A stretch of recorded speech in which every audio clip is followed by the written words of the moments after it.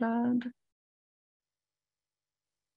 Donc voilà, merci d'être là aujourd'hui pour la présentation de droit devant pour faire respecter là, vos droits en matière de transport. Mon nom est Sarah Rouleau pour ceux qui ne me connaissent pas. Donc, je suis responsable là, des communications et du marketing à INCA. Et aujourd'hui, ça se peut qu'on ait Hassan Moradzadeh, je ne suis pas certaine comment on prononce ça, je suis désolée, qui puisse répondre à nos questions à la fin de la présentation. Sinon, on lui enverra. Mais pour l'instant, là, je suis pas une spécialiste en droit, mais je vais vous expliquer un petit peu c'est quoi le programme droit devant, pas le programme, la campagne droit devant d'INCA. Vous exposer là, les droits qui sont en lien aussi là, avec le transport, le thème d'aujourd'hui, et les recours auxquels vous aurez droit pour s'il y a une situation de discrimination, par exemple, qui arrive. Puis surtout, aujourd'hui, on va pouvoir en profiter là, pour échanger avec des cas de figure, avoir des exemples des situations qui peuvent être possibles, puis quels seraient vos recours. Donc, ça ressemble un peu à ce qu'on va parler aujourd'hui en lien avec la défense des droits et le transport. Donc, pour commencer, peut-être juste faire un petit tour de table sur qui est là aujourd'hui avec nous, comment vous venez, est-ce que vous connaissez bien les droits, est-ce que vous êtes curieux, est-ce que vous avez eu des situations de discrimination, comment vous vous sentez, puis quel est votre but un peu là, d'être là aujourd'hui. Je vais juste voir si je suis capable de poser mettre pause sur l'enregistrement. Oui, je peux faire ça. Donc, on va essayer de vous outiller le plus possible aujourd'hui là, avec la présentation, vu que la majorité d'entre vous, c'est la raison pour laquelle vous êtes ici. Puis comme je disais, ça va aussi être l'occasion d'échanger aussi, puis de savoir un peu là, sur les expériences des autres, puis quelle façon on peut réagir. Est-ce que j'ai sauté? Non, c'est bon.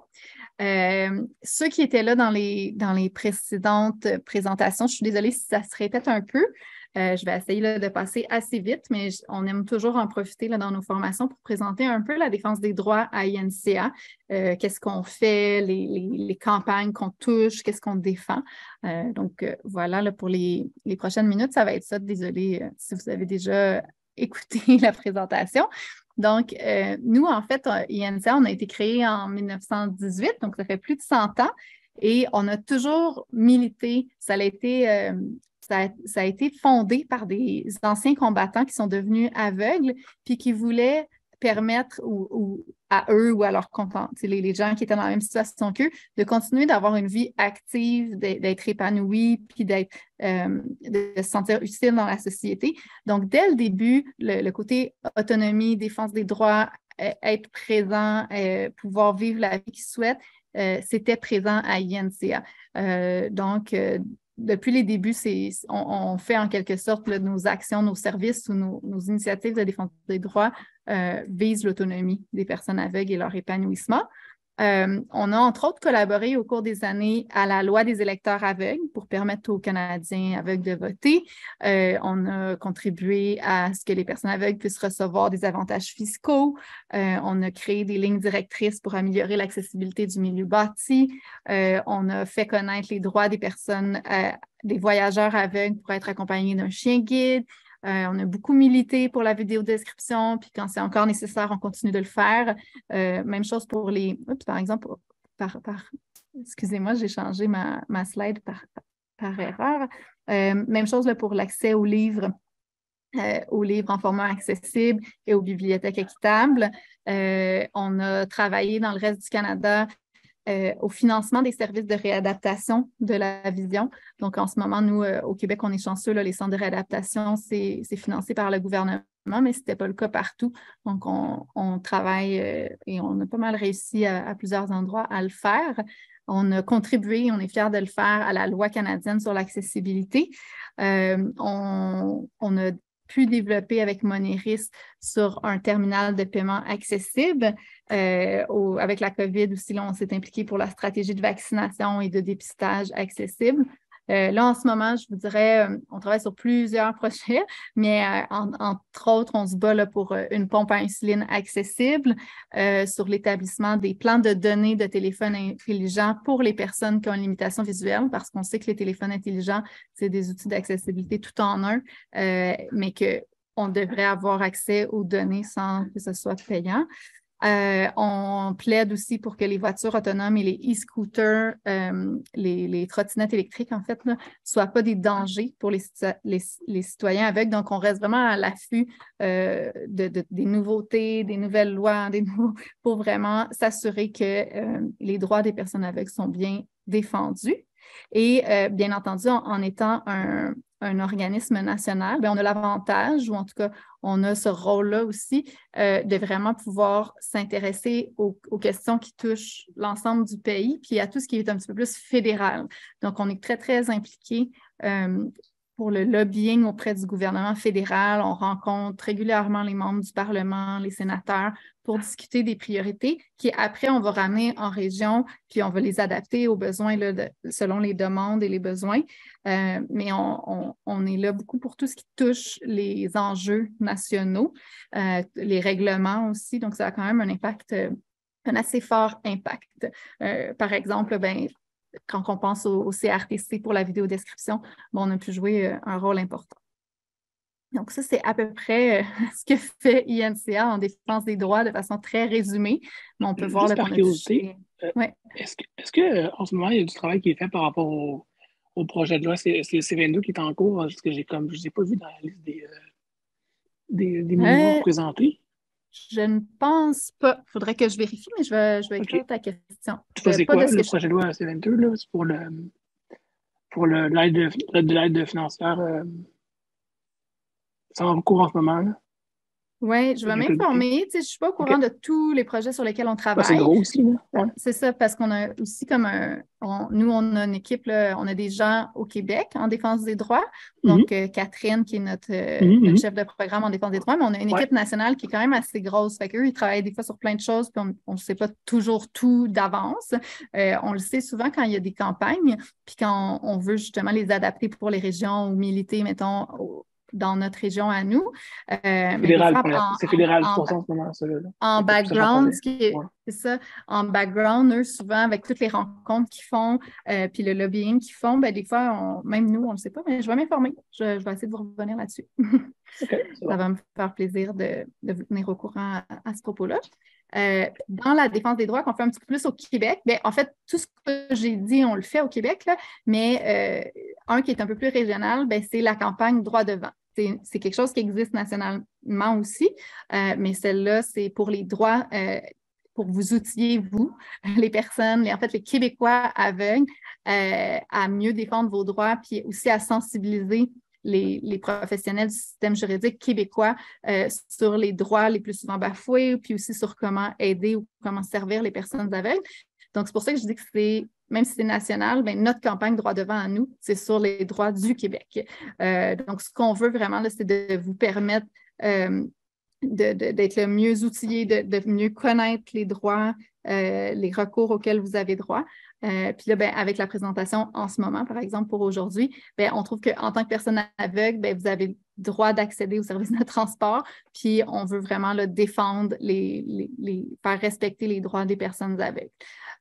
On a créé dans le cadre de la campagne du matériel d'information juridique vulgarisé dans un format accessible.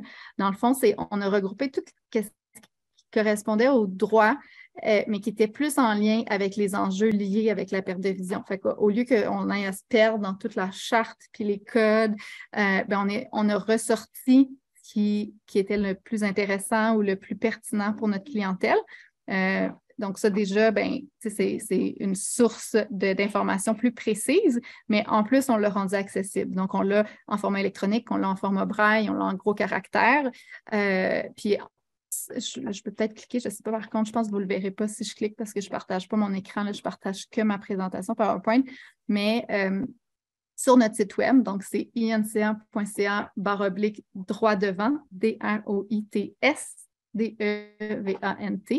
Il y a plusieurs ressources qui sont là-bas, qui sont sur ce site-là. Donc, il y a des vidéos de sensibilisation, puis il y a les guides d'information juridique accessibles.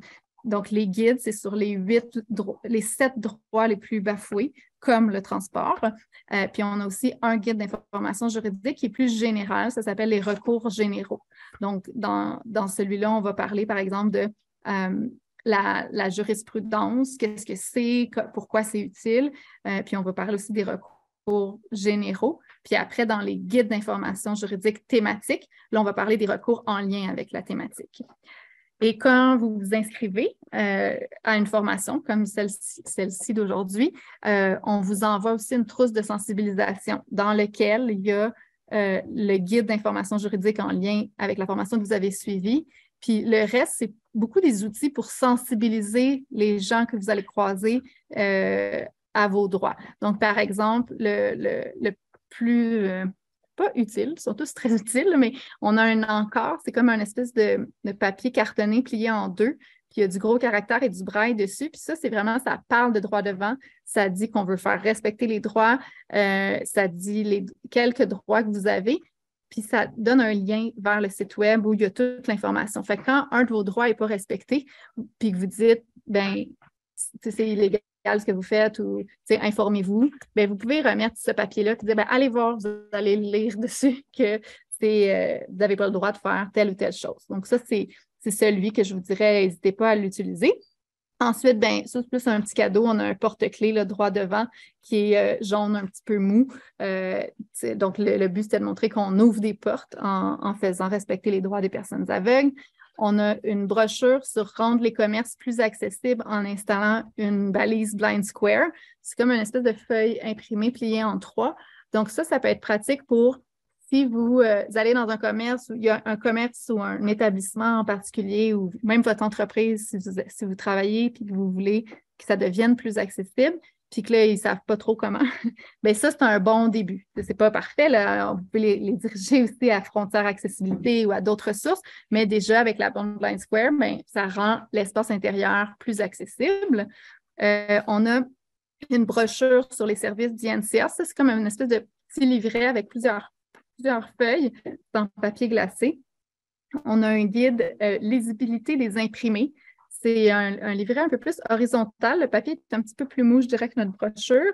C'est comment rendre l'information imprimée accessible. Donc, tu sais, les caractères à utiliser, les bons contrastes, quoi faire, quoi ne pas faire. Donc, ça peut être intéressant, surtout pour ceux qui ont un résidu visuel.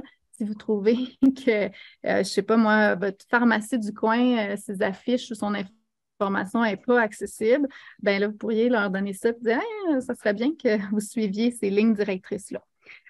On a aussi, j'ai bientôt fini là, sur tout ce qu'il y a dans notre trousse, mais je prends le temps de vraiment vous les décrire parce que ceux qui ne voient pas du tout, je veux que vous sachiez là, que vous ayez la possibilité de les reconnaître par la suite. On va aussi vous envoyer la liste par courriel là, si jamais vous ne vous rappelez pas tout de ce que j'ai dit. Là. On a un guide cartonné avec plusieurs pages qui s'appelle Étape par étape. Ça, c'est un livret qui présente comment guider les personnes aveugles. C'est vraiment un pas à pas. C'est toujours utile si vous voulez sensibiliser quelqu'un sur le guidage. Puis, on a des petits autocollants, 5 par 7 pouces, qui est marqué « Chien guide, bienvenue ». C'est la loi. Donc, c'est vraiment pour n'importe quel endroit, je vous encourage que vous visitez régulièrement, comme la pharmacie, l'épicerie, peu importe, le café du coin, votre travail, si vous avez plus de chance ou votre centre de loisirs, vu que vous y allez souvent, si vous avez plus de chances qu'ils le placent.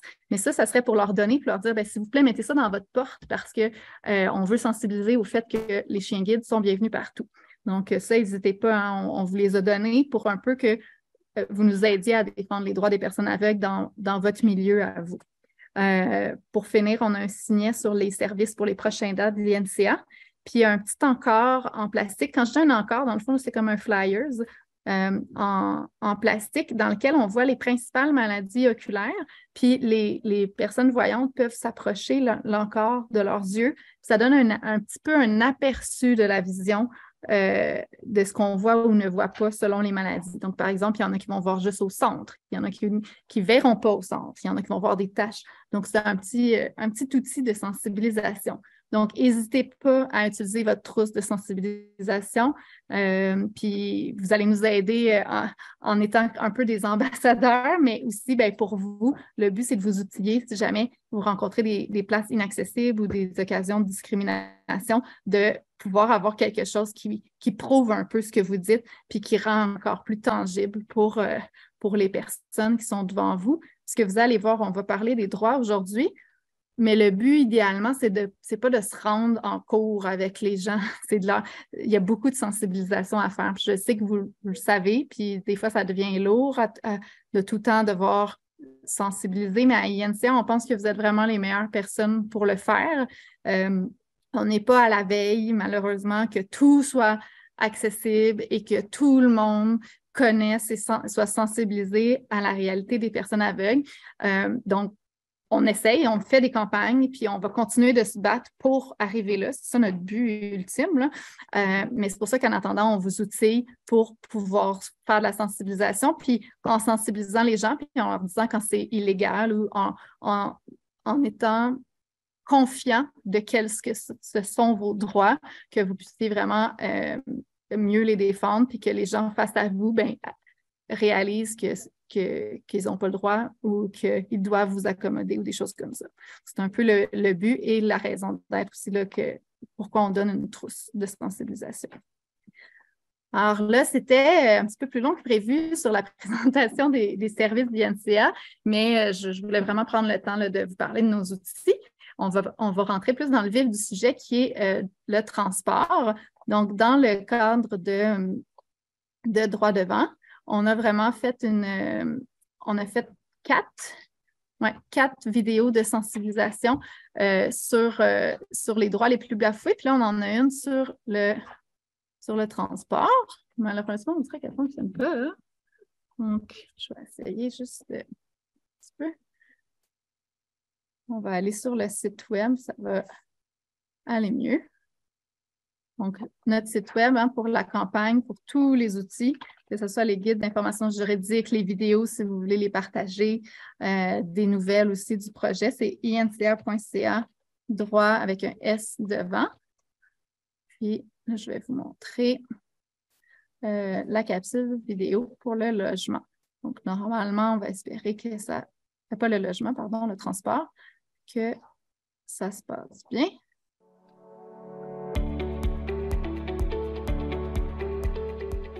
La Fondation INCA présente, dans la série Droit devant, les transports.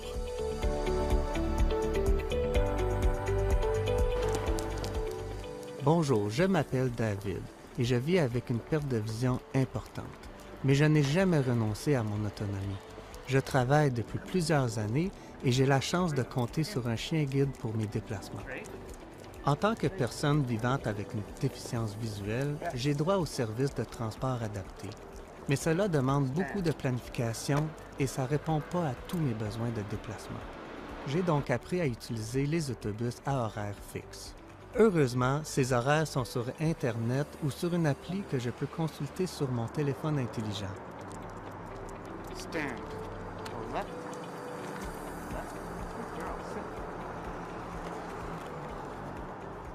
Même si je suis bien organisé, je ne peux pas tout prévoir. Par exemple, le changement de trajet d'une ligne d'autobus ou le déplacement d'un arrêt.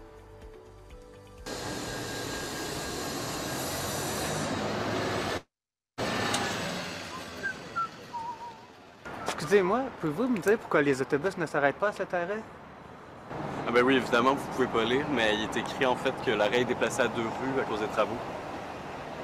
Voulez-vous que je vous guide? Merci, c'est vraiment gentil.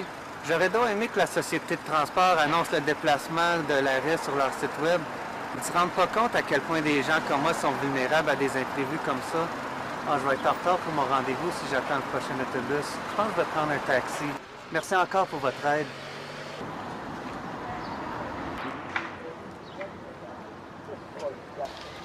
Bonne journée. J'espère juste que le chauffeur ne fera pas trop de chichi à propos de mon chien guide.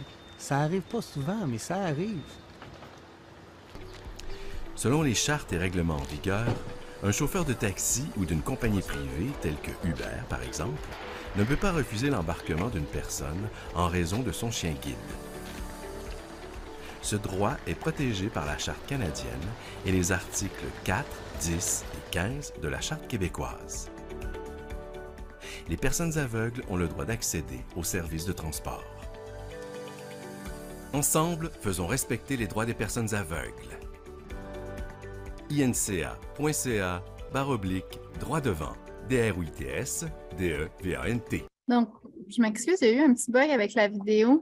Il y a eu un délai, là, mais bon, ça vous donne une petite idée. Il va falloir la mettre à jour. Je ne sais pas si c'était mon Internet ou la version qui n'est pas bonne sur Internet, mais ça vous donne une idée que dans nos vidéos, ce qu'on a fait, c'est vraiment pour que vous puissiez là, les partager dans vos médias sociaux. Ça explique un peu certains enjeux qu'on rencontre. Ça parle en général des droits des personnes aveugles puis qu'est-ce qui est illégal. Donc, c'est un bon outil pour sensibiliser autant la population, vos amis, vos proches que les chauffeurs de taxi, par exemple, ou les chauffeurs d'autobus, donc les organisations en cause. Plus il y a de gens qui sont au courant, ben c'est toujours mieux. Hein? Après aussi, ben, on peut avoir de l'appui quand ça nous arrive, quand les gens autour de nous le savent aussi. Donc, n'hésitez pas à aller les partager. Peut-être que c'est sur le transport, comme il semble avoir un petit bug, là, je vais peut-être attendre un peu avant de la partager, mais vous allez voir, on en a d'autres. Donc, sinon, dans le fond, les principaux enjeux, on en a vu un peu là, dans la vidéo, par rapport au transport. Souvent, bien, ça va être le refus d'accès. Donc, par exemple, justement, souvent, ça va être en raison d'un chien guide, bien, on refuse l'accès à bord d'un taxi ou d'un Uber. Il peut aussi avoir la signalisation qui n'est pas accessible ou sinon l'inaccessibilité de l'application ou du site web de la compagnie de transport, donc pour avoir accès aux renseignements. Il peut y avoir aussi des obstacles là, comme l'éclairage qui n'est pas adéquat dans le métro ou dans la station. Donc ça, c'est quelques enjeux qui reviennent souvent. Et je serais curieuse de savoir, je peux peut-être là, arrêter au besoin l'enregistrement. Attendez un petit peu, là. Mais je serais curieuse de savoir, vous, est-ce qu'il y a des situations de discrimination ou des choses en lien avec le transport qui vous est arrivé à vous ou à quelqu'un que vous connaissez? Qu'est-ce qui est le plus fréquent selon vous? Ou juste des exemples courts.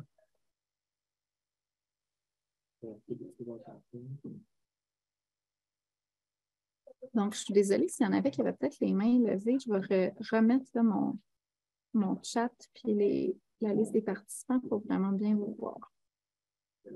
Donc, merci pour ceux qui ont échangé là, sur les enjeux qu'on rencontre souvent. Puis, tu sais, on a parlé là, dans notre échange un peu, ben, c'est illégal hein, de refuser l'accès à un transport à une personne à cause de sa limitation visuelle ou de son recours à son chien guide. Donc ça, par rapport à l'accès, sachez-le, puis n'hésitez pas à le dire que c'est illégal. Est-ce que excuse-moi, c'est Linda, est-ce que tu veux des exemples de ça? Ben oui, si tu veux. Parce que j'ai une amie qui a appelé un transport pour un transport adapté dans le coin de Ville-la-Salle, je crois. Et puis, quand son transport est arrivé, elle était comme dans le coin d'un arrêt d'autobus, là. Et puis, quand le transport est arrivé, il a refusé parce qu'elle avait un chien.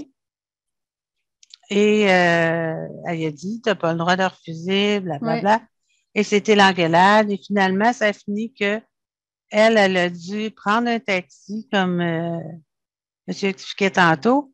Elle a dû prendre un taxi, puis elle a fait une plainte à l'OPHQ qui l'ont aidé à faire sa plainte officielle là-dessus. Et puis, j'ai une amie aussi qui était dans le coin de Saint-Jérôme et qu'elle, c'est écrit dans son dossier qu'elle a un chien guide. Et puis, le chauffeur n'a jamais voulu l'embarquer. Puis là, elle a dit, écoute, elle dit, c'est écrit dans mon dossier que j'ai un chien guide. Oui. Puis lui, il a dit, je m'en fous de ton dossier. Moi, c'est pas écrit, puis je le prends pas, ton chien. C'est vraiment dommage. Puis ça arrive souvent. Ouais. Ça arrive souvent que des fois, la personne... On a d'ailleurs des vidéos, on a fait des vidéos juste là-dessus.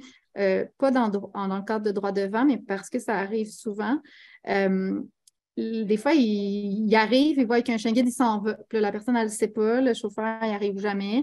Puis effectivement, ils n'ont pas le droit. Puis comme ça arrivait souvent, on fait de plus en plus de sensibilisation maintenant auprès de Uber. D'ailleurs, Uber, il a instauré, il me semble, il l'a vraiment comme dit à toutes ces... Il y a un processus pour que leur chauffeur sache la loi, puis qu'il appelle quelqu'un d'autre s'il y a des allergies, par exemple. On fait de la sensibilisation auprès des compagnies de transport aussi, là, des compagnies de taxi, mais c'est vraiment dommage d'entendre ça. Puis l'étape numéro, je vous dirais, il y a comme 3 étapes. C'est nous, en tant qu'organisme, de faire de la sensibilisation auprès des organisations comme ça, puis espérer qu'il y ait des processus dans l'entreprise pour pas que ça arrive. Ça, c'est l'idéal. Ensuite, comme je vous disais, il y a vous, quand ça vous arrive, au moins d'avoir la confiance de dire non, moi j'ai le droit, puis c'est illégal ce que vous faites, puis vous devriez faire telle chose. C'est dommage parce qu'on est tanné des fois de tout le temps défendre nos droits, mais au moins quand on a les outils et la confiance, ça va mieux. Puis c'est ça que je vous disais aussi avec la trousse de sensibilisation, aussi en ayant un dépliant, c'est sûr que vous n'allez peut-être pas toujours avoir le dépliant sur vous, mais gardez-le dans votre sacoche pour les femmes. Au moins, c'est pas juste vous qui dites « Hey, c'est illégal, il est écrit là aussi », puis comme va voir sur le site web. Ça peut aider. Puis après, parce que malheureusement, ça arrive encore, des situations de discrimination, il y a les recours juridiques comme a fait votre amie Linda. Donc, merci pour ce partage-là. Il y a une petite chose aussi que j'aimerais dire, excuse-moi. Oui. J'aimerais dire que la première chose au départ que tout usager devrait faire, qui a un chien, qui a une canne, qui a une chaise roulante, devrait toujours s'assurer que c'est écrit dans son dossier. Parce que ça, souvent, les usagers ne le font pas. Tu sais, ils pensent que c'est obligé. Ouais. Non, mais je dis sans être obligé. Personnellement, ils devraient le faire pour s'assurer qu'il n'y ait pas de malaise. Ouais. Tu sais, ça va aider un petit peu qu'il n'y ait pas de malaise. Oui, je comprends. Effectivement, des fois, il y en a qui ne l'écrivent pas parce qu'ils ne sont pas obligés, puis ils se disent, ils savent que quand c'est dans leur dossier, il y a moins de chauffeurs qui viennent. Puis, tu sais, c'est personnel à tous, mais au moins, c'est vrai que ça fait moins de surprises. On pourrait dire ça comme ça. Merci, Linda. Pour les lois, au niveau international, la loi en lien avec le transport, ça serait la Convention relative aux droits des personnes handicapées. Donc, c'est assez vaste. Hein? Ça s'appelle le CDPH. C'est un traité international sur les droits de la personne qui vise à protéger les droits et la dignité des personnes handicapées sans discrimination, et ceci à égalité avec les autres personnes. Et les signataires, dont le Canada, doivent promouvoir et assurer la jouissance pleine et entière des droits des personnes handicapées, y compris la pleine égalité devant la loi. Donc, ça, c'est une loi très, très vague, mais au moins, on a le côté qu'on n'a pas le droit de faire de la discrimination.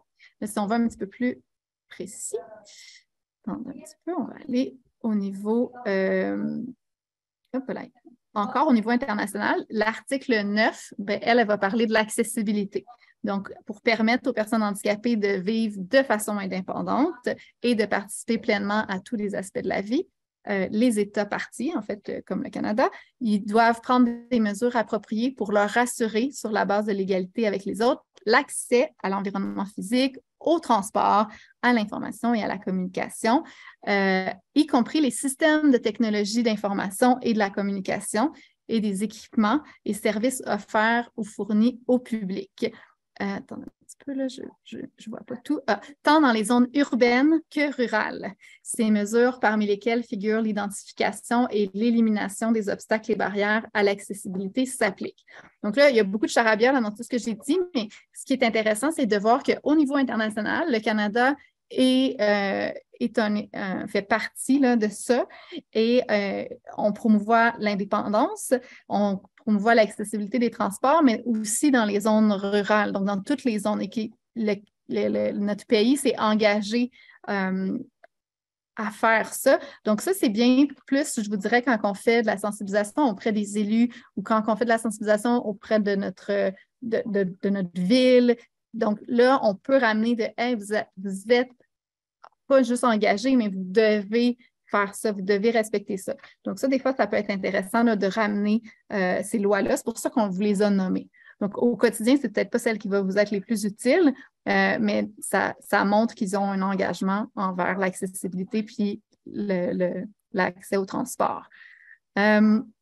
Selon encore cette convention-là, oui? Là, je veux juste rajouter, mais je ne sais pas si on est rendu au côté provincial, mais juste te dire, parce que je ne l'ai pas vu, il me semble, dans le PDF que tu as envoyé, il y a une loi aussi, je ne sais plus c'est laquelle, mais au provincial, au niveau des transports, au niveau du transport adapté, il y a une loi particulière qui nous donne des droits aussi. Merci. C'est gentil. Oui, je pense qu'on n'en parlait peut-être pas dans la formation aujourd'hui. On en parle un petit peu dans le guide d'information juridique. Ouais, en fait, il y a un lien vers... Ouais. Ah oui, OK. Il y a un lien vers, il me semble. Je vais quand même vérifier. Ah, parce ça me que, dit quoi? En tout cas, ouais, merci de le mentionner. Au niveau international, pour la Convention relative aux droits des personnes handicapées, il y a aussi l'article 20 qui est intéressante parce qu'elle parle vraiment de la mobilité personnelle. Et là, ça dit que les États parties prennent des mesures efficaces pour assurer la mobilité personnelle des personnes handicapées dans la plus grande autonomie possible, y compris en facilitant la mobilité personnelle des personnes handicapées selon les modalités et au moment que celles-ci choisissent et à un coût abordable. On peut penser que c'est probablement, entre autres, grâce à cette loi-là, cet article-là, qu'on a accès au transport adapté. Et ça, ce qui est bien, qui peut être intéressant là, quand on se défend par rapport au transport adapté, par exemple, bien, justement, on en parlait un peu tantôt, c'est que des fois, les moments ou les délais sont peut-être pas toujours raisonnable, bien là, ça contrevient un peu à cet engagement-là de la Convention internationale sur les droits des personnes aveugles, parce qu'on veut favoriser l'autonomie, puis on ne peut pas comme juste imposer un horaire précis, là. Donc, ça, je trouve ça intéressant pour ça. Peut-être l'absence de puce sonore aussi, l'absence ou peut-être aussi. Oui, c'est sûr que ces grandes conventions-là, ben, comme je vous dis, quand on approche les élus, c'est toujours bon de rappeler là, les engagements du pays envers la mobilité ou envers les droits des personnes handicapées. Engagement signifie, est-ce que engagement, ça signifie obligation et vérification par la suite ou c'est juste un engagement qu'on peut faire ce qu'on veut au final? C'est une convention internationale sur les droits des personnes handicapées. Je pourrais demander si Hassan se joint à nous tantôt, sinon je lui demanderai. Dans le fond, la question, c'est la convention. La question, c'est est-ce qu'une signature, vu que le Canada a signé, est-ce que ça engage le Canada à quoi? À le faire peut-être ou à le faire avec une vérification? Est-ce qu'il y a des contre-vérifications? Ça, je pense que c'est Et derrière, est-ce qu'il y a des contre-vérifications indépendantes sur le terrain avec rapport? Parfait. Oui, c'est une très bonne question. Je vais vous revenir là-dessus parce qu'effectivement, c'est bien de savoir que le Canada a signé cette convention-là, puis essaie de le suivre, mais c'est ça, c'est quoi un peu les conséquences, puis parfait. Oui, c'est ça. On va s'informer. Merci.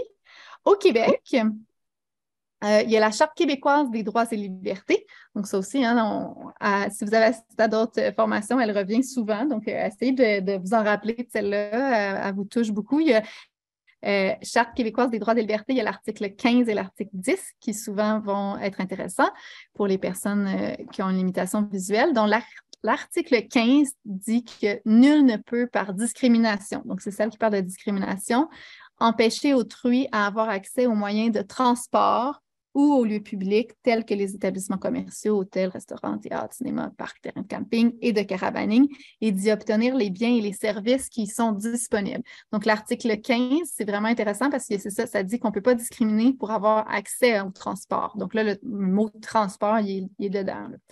Ensuite, il y a l'article 10 de la Charte québécoise des droits et libertés qui elle atteste au droit à l'égalité sans discrimination. Et il parle aussi du fait qu'il y a une obligation d'accommodement raisonnable pour assurer l'accessibilité au transport. Donc, cet article-là est intéressant là, pour le côté accommodement qu'on va voir un petit peu plus en détail sous peu. Il y a aussi la politique égalité à part entière. Donc, j'en ai moins parlé aujourd'hui. Tu sais, je vous disais que dans le guide d'information juridique, on parle un peu des recours généraux avant de parler des recours thématiques. Je vous invite fortement là, à aller le voir, mais on apprend qu'il y a différentes sources de lois. Donc, entre autres, pas de loi, des différentes sources de droit. Donc, entre autres, il y a la législation, comme les lois, les politiques, il y a la jurisprudence. Donc, il y a différents niveaux ou sources de droit qui peuvent être intéressants. Puis, on en parle un peu plus là, dans ce guide d'information-là. Pour le transport, pas juste pour le transport, mais entre autres, il y a la politique sur l'égalité qui s'appelle « À part entière » qui a été adoptée au Québec. Et le but, c'était vraiment d'accroître la participation sociale des personnes handicapées. Elle a été adoptée en 2019, puis le but, c'était dans un horizon de 10 ans. Donc, elle a été adoptée en 2009, donc pour que en 2019, il y ait une meilleure participation sociale des personnes handicapées. On le sait, ça peut toujours continuer de s'améliorer. Donc, cette politique-là, c'est intéressant de s'y référer. Elle s'appuie sur différents fondements juridiques, dont la Charte des droits et libertés des personnes et la loi qui assure l'exercice des droits des personnes handicapées en vue de leur intégration scolaire, professionnelle et sociale.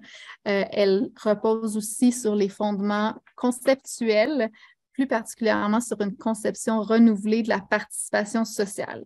Donc, cette politique-là, c'est intéressant pour tout ce qui touche, puis vous pouvez aller lire sur le sujet si vous le souhaitez, tout ce qui touche plus sur la participation sociale, puis ce qui permet de le faire. Puis on sait que le transport, c'est pour ça qu'on en parle dans cette formation-là, de pouvoir se rendre à notre lieu de travail, de pouvoir se rendre à un lieu social, ça contribue à ce qu'on puisse vivre une vie autonome et épanouie.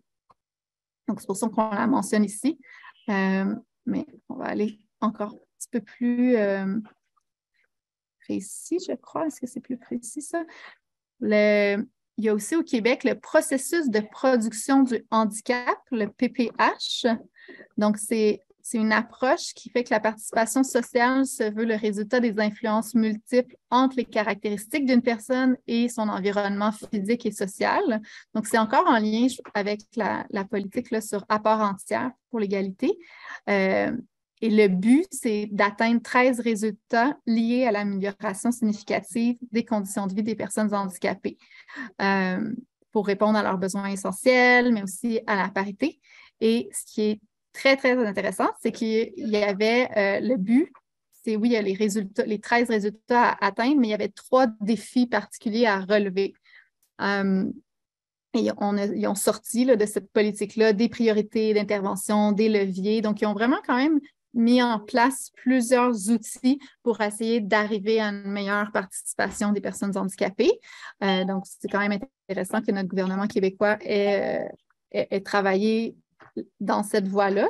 Et pour les 3 défis, il y avait de faire du Québec une société plus inclusive, une société solidaire et plus équitable, ainsi qu'une société respectueuse des choix et des besoins des personnes handicapées et leurs familles. Donc, quand on fait des démarches, on peut toujours se référer là, à cette politique-là. Et comme je disais, ils ont des priorités dans la politique et le transport en fait partie. Donc ça, c'est intéressant quand on a des litiges ou des choses en lien avec le transport. C'est pour ça qu'on en parle dans cette formation-là, parce que c'est une de leurs 3 priorités. Par contre, faut qu'on rappelle que c'est juste une politique. Et là, moi, je ne suis pas experte là, dans le domaine. Si vous avez des questions, on pourra les prendre en note. Mais il y a comme une espèce de pyramide de l'importance des lois et règlements qui explique un peu qu'est-ce qui prime en premier. Et au top de cette pyramide-là, donc ce qui a le plus d'importance et le plus d'influence, ce serait tout ce qui est constitutionnel, ce qui est dans notre Constitution. Après, il y a les conventions. Donc, c'est pour ça que c'est intéressant parce que tantôt, on parlait de la Convention internationale. Fait que ça semble avoir quand même un poids important parce que c'est le 2e dans cette pyramide-là. On va demander à notre juriste pour revenir avec des détails. Et ensuite, le 3e niveau de la pyramide, il y a les lois. Donc, souvent, c'est de ça qu'on va parler. Ça va être des lois pour pouvoir dire, bien, selon telle loi, c'est illégal ou on est obligé de faire telle chose. Ensuite, en dessous des lois, il y a les règlements. Et ensuite, il y a la jurisprudence. Mais là, la jurisprudence, ici, on la met en dessous, mais vous allez voir dans les recours généraux que c'est toujours bon, la jurisprudence, parce que les juges, par exemple, là, quand ils prennent des décisions, ils vont, oui, regarder tout ce qui est droit, loi et compagnie, règlement, mais ils vont aussi beaucoup se fier aux anciens jugements des autres juges. Puis c'est ça, la jurisprudence. C'est tout ce qui a déjà été décidé dans le passé, puis ça va beaucoup influencer leurs décisions. Puis ensuite, il y aurait les codes. Donc, c'est pour ça on rappelle que ça, c'est juste une politique. Donc, ça serait comme pas dans le top de la pyramide, mais ça a quand même une importance parce que c'est une avenue, des choses que le gouvernement a comme but et priorité. Donc, c'est quand même pertinent de le mentionner.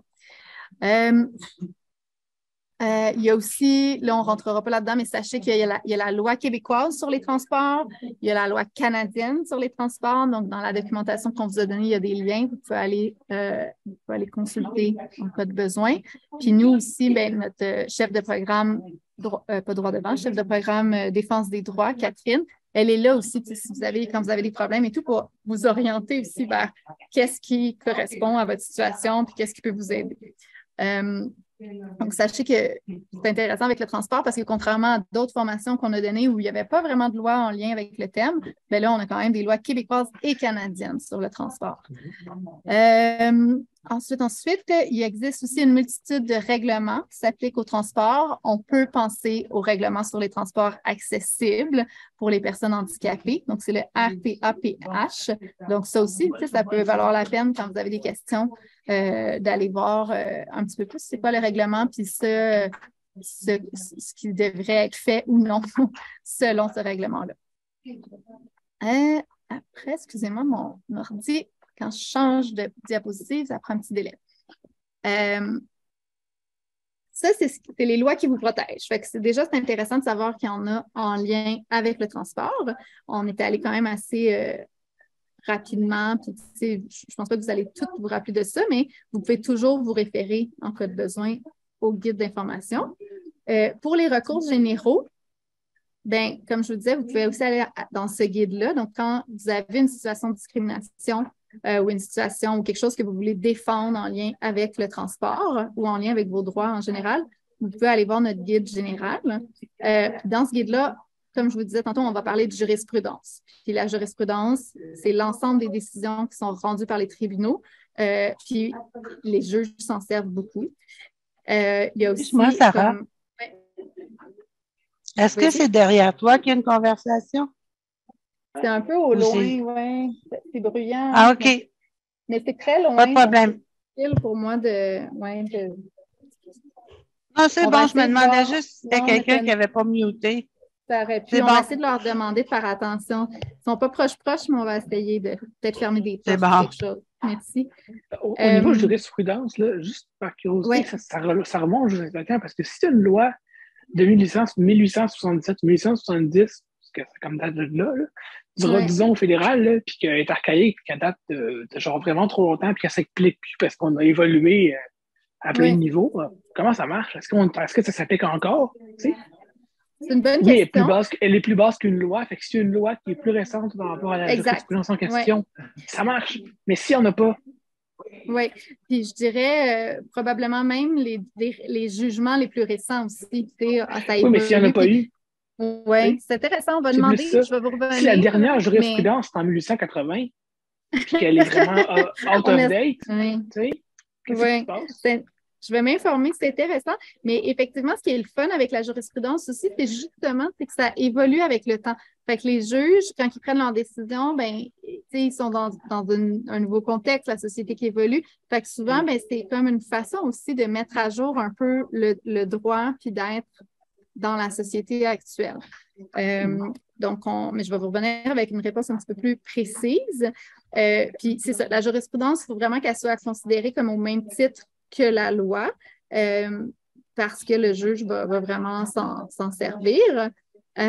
Puis ce que je peux vous donner comme conseil avec la jurisprudence, c'est que quand vous avez un cas à défendre, ben, c'est d'en trouver une qui est en votre faveur, qui va dans le sens, avec une situation similaire à la vôtre, qui va dans le sens que vous voulez, puis de la donner, de la mettre dans votre cas, puis de la donner au juge. Comme ça, tiens, voici ce qu'un autre juge a dit, voici ce qu'il a décidé, puis que ça va dans le sens que vous pensez, ça peut toujours aider. Donc, ça, c'est l'idée là, derrière l'utilisation de la jurisprudence, parce qu'ils vont souvent se fier aux autres décisions. Dans notre guide d'information juridique, on explique comment trouver et lire la jurisprudence. Donc, il y a des sites Internet comme CanLII, ça s'appelle. Donc, on vous explique là, que vous pouvez aller là pour chercher. On vous explique comment la comprendre un peu aussi. Mais comme je vous dis, vous n'êtes pas seul là-dedans. Là, on a notre programme Défense des droits est là pour ça aussi. Sinon, dans les recours juridiques, donc ça va revenir à toutes les formations pour tous les problèmes que vous pouvez avoir en lien avec votre handicap. Bien, il est possible de faire une plainte écrite. Par contre, il faut qu'elle soit dans les moins de 2 ans après les faits à la Commission des droits de la personne et de la jeunesse.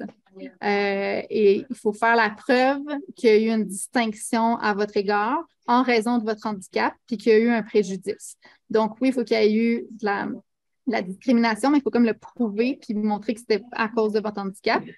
Donc, ça, c'est bon de savoir que c'est dans les 2 ans. Donc, attendez pas trop longtemps si vous voulez vous plaindre. Donc, ça, c'est la Commission des droits de la personne et de la jeunesse. Si la commission a jugé que la plainte était fondée, elle va pouvoir vous représenter au tribunal des droits de la personne. Donc, ça, c'est intéressant. Et, attendez un petit peu. Puis, si jamais la commission ne veut pas vous représenter, bien, vous pouvez décider de vous représenter à la place de la commission. Donc, ça, c'est pour que la commission elle ait refusé. Et vous avez comme 90 jours, une fois que vous avez reçu le refus de la commission pour dire, ben moi, je veux aller me défendre quand même. Et on peut en tout temps aussi, fait que dans le fond, là, on disait la Commission des droits de la personne et de la jeunesse, mais on peut aussi en tout temps, quand on se trouve victime, puis que ça n'a pas fonctionné, par exemple, avec la Commission des droits de la personne, faire valoir nos droits en contestant une mesure discriminatoire devant le tribunal de droit commun. C'est comme les trois recours généraux quand on subit de la discrimination. Puis là, vous n'êtes pas obligé de tout vous rappeler ça par cœur. Sachez que c'est dans notre guide d'information juridique essentiel sur notre site au besoin. Puis nous, on peut vous accompagner là-dedans aussi. Est-ce qu'il y a des tribunaux au niveau de sport? Ouais, c'est l'ONU, il me semble, qui a fait le truc au top de la liste là, quand tu parles au début. Là. Est-ce que tu peux répéter ta question, excuse-moi? Oui, je disais, le truc que tu as parlé au début, la convention pour les personnes handicapées aussi, internationale, est-ce qu'il y a un tribunal associé? Genre l'ONU, il y en a les tribunaux, me semble. Oui, c'est ça. Justice, je vais m'informer. C'est pas applicable. Oui, je vais m'informer. C'est une très bonne question, justement, pour savoir. Je pense pas que c'est à l'AM, parce que le tribunal international de justice à l'AM, me semble, il faut que c'est pas la même chose, c'est pas relié. Mais c'est l'ONU aussi, fait que mais c'est pas relié, je pense. Là, fait que ça, c'est pour les gros crimes. Fait que c'est pas lié. C'est ça. Je pense effectivement que ça va être sûrement très utilisé, mettons, quand il y a un pays qui ne respecte pas du tout le droit des personnes handicapées, par exemple. Ouais. Mais on va vous revenir avec des détails. Mais c'est sûr que nous, ça va être encore plus pratique pour les cas qui vous concernent, vous, d'y aller avec les lois du Québec, bien entendu. Ah, ben oui. Mais dans un cas vraiment gros, est-ce que c'est pas. Ou juste si les fédérales, le provincial fédéral, ça ne marche pas, on peut-tu monter plus haut? Tu sais? Je sais pas. Oui, on vous revient avec ça parce qu'effectivement, tantôt, on a vu. Peut-être juste te remettre sur mute parce qu'on entend. Déjà que moi, j'ai beaucoup de bruit en arrière. Je vais tout vous remettre sur mute au cas où. C'est autrement, j'ai juste une question. C'est quoi le site pour la jurisprudence que tu avais mentionné tout à l'heure? Juste si tu peux le répéter. CanLII. C'est C-A-N-L. Et là, je pense que c'est I. Can, c'est comme Canada? C-A-N, oui. CanLII. C'est P ou C? Parce que j'entends. C comme Canada. OK. Ouais. Puis l'autre, parce qu'il y en a une autre place pour la jurisprudence, c'est SOQUIJ. Donc S-O-Q-U-I-J. S-O-U. SOQUIJ.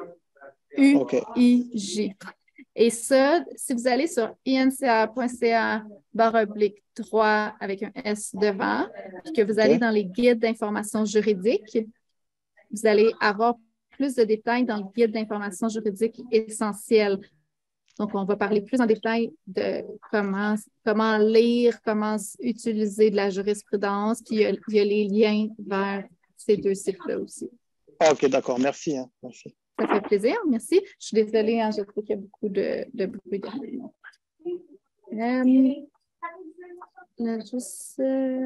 OK, on a parlé des recours généraux. Sinon, les recours qui sont plus spécifiques en lien avec le transport. Donc, si jamais vous vivez une insatisfaction puis vous sentez que vos droits ont été lésés en lien avec le transport, bien, vous pouvez porter plainte au ministère des Transports du Québec. Donc, ils ont un formulaire qui se trouve sur leur site Internet, transport avec un s.gouv.qc.ca. Vous pouvez remplir le formulaire qui est là. Dans les cas complexes, votre plainte pourrait être acheminée au commissaire aux plaintes pour être de nouveau traitée. Et tout le processus va se trouver dans le guide d'information juridique en lien avec le transport. Donc là, moi, je vous en parle rapidement, mais si vous voulez avoir un petit peu plus de détails, c'est dans notre guide d'information juridique. Mais ce qui est intéressant, c'est que c'est en ligne, puis on remplit le formulaire pour faire une plainte. Il y a aussi, vous pouvez porter plainte au protecteur du citoyen. Donc, ça, c'est le deuxième recours spécifique pour le transport. Donc, le protecteur du citoyen. Il y a aussi un formulaire numérique sur protecteurduscitoyen.qc.ca. Et ça, c'est vraiment, par contre, quand tous vos autres recours ont été épuisés. Puis là, il va y avoir une enquête et ils vont faire des recommandations et ensuite implanter une amélioration. Ce qui est intéressant, c'est que vu qu'il y a comme tout ce processus-là, bien, vous contribuez vraiment à améliorer le processus et à changer les choses. Donc, pour quelqu'un qui est motivé à défendre ses droits puis qui veut aller jusque-là, si les autres recours n'ont pas fonctionné, ça peut être intéressant. Mais ça va être si les autres choses n'ont pas marché. Sinon, ben, tant mieux, ça se règle avant, c'est ce qu'on espère aussi. Donc, pour l'instant, ça serait les lois qui vous protègent, les recours généraux puis les recours un peu plus spécifiques en lien là, avec la discrimination pour le transport. Donc, si je résume un peu, là, il y avait de faire une plainte à la Commission des droits de la personne et de la jeunesse, d'aller au tribunal des droits de la personne. Donc, normalement, c'est la commission qui va nous représenter, mais on peut y aller nous aussi. Sinon, il y avait le tribunal de droit commun. Donc, le tribunal de droit commun, on peut y aller quand il y avait de la discrimination aussi. Puis, en lien avec le transport, il y avait la plainte au ministère des Transports du Québec ou la plainte au protecteur du citoyen quand nos recours sont épuisés. Donc, on va aller essayer de voir des cas de figure ensemble. Puis, je vous rappelle là, que c'est enregistré, donc juste sachez que dans vos réponses, si c'est plus personnel, on va le garder pour la fin. Mais on va voir des cas, puis essayer de voir quel serait le recours dans cette situation-là. Donc, le premier cas, je rencontre souvent des obstacles lorsque j'essaie d'utiliser un service de transport. J'aimerais porter plainte, mais je ne sais pas par où commencer. Qu'est-ce que je peux faire? Donc, vous avez des obstacles quand vous voulez utiliser un service de transport. Où est-ce que vous pouvez commencer votre plainte? Est-ce qu'il y en a qui veulent s'essayer? Voir qu'est-ce que vous feriez? Non? Ben, je vais vous dire la réponse dans ce cas-là. Donc, vous allez voir, plus on le fait, plus on s'en rappelle aussi. Fait que c'est ça qui est intéressant, puis je vous félicite de participer à cette formation-là. Il y en a qui participent aussi à plusieurs formations. Bien, à force de répéter les recours qui sont possibles, ça devient un peu moins du charabia. Alors, pour porter plainte, bien, ça serait de porter plainte au ministère des Transports du Québec en allant en ligne sur transport avec un s.gouv.qc.ca. Puis en plus, s'il s'agit d'un cas de discrimination, bien là, vous pourriez aller à la Commission des droits de la personne et des droits de la jeunesse. Donc, ça, c'était dans les recours généraux. Les deux seraient possibles pour votre plainte quand il y a un manque d'accessibilité ou que vous avez là, des obstacles par rapport au transport en lien avec votre handicap. Deuxième cas. si un bus, un wagon de métro ou de train dans lequel vous montez est inaccessible, par exemple, le véhicule n'a pas de signaux audio qui identifient les arrêts et le conducteur ou d'autres membres de leur personnel ne vous aident pas de façon fiable, qu'est-ce que vous pouvez faire? Oui, excusez-moi. Oui. C'est Luc. Je voulais, parce que j'ai un rendez-vous. Ah, ben pas de problème, Luc. Merci beaucoup. On va vous envoyer l'enregistrement, puis vous avez aussi là, la présentation en pièces jointes. Donc, vous pouvez toujours vous référer, puis n'hésitez pas à nous appeler là, si jamais vous avez des situations de discrimination ou que vous souhaitez faire défendre vos droits. Ça va nous faire plaisir. OK. Merci beaucoup. Bonne journée. Bonne journée.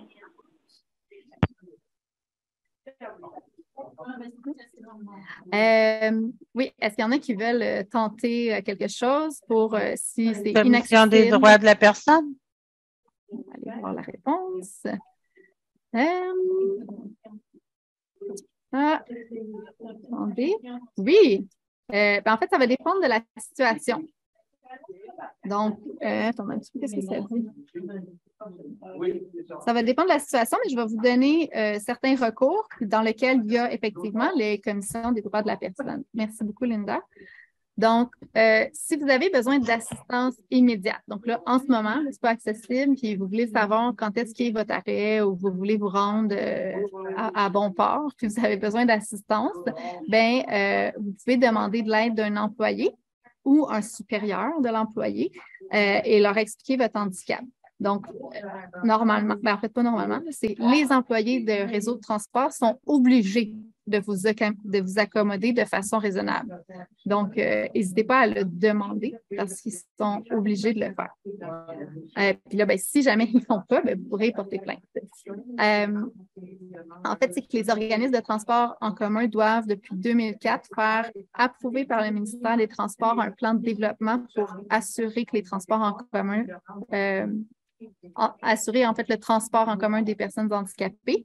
Puis il y a une loi qui assure l'exercice des droits des personnes handicapées en vue de leur intégration scolaire, professionnelle et sociale. Et il y a plus précisément l'article 5 sur la loi sur les sociétés de transport en commun qui oblige, c'est dans celle-là qu'on oblige les sociétés à offrir des services accessibles aux personnes handicapées. Donc, c'est là, dans cette loi-là, la loi sur les sociétés de transport en commun, qu'on voit qu'ils sont obligés d'offrir un accommodement raisonnable. Et s'ils ne le font pas, n'hésitez pas à le demander, s'ils ne le font pas, vous pouvez porter plainte à la société de transport en commun. Donc, par exemple, si c'est à Montréal, vous pouvez porter plainte à la STM s'il n'y a pas un employé qui a voulu vous aider.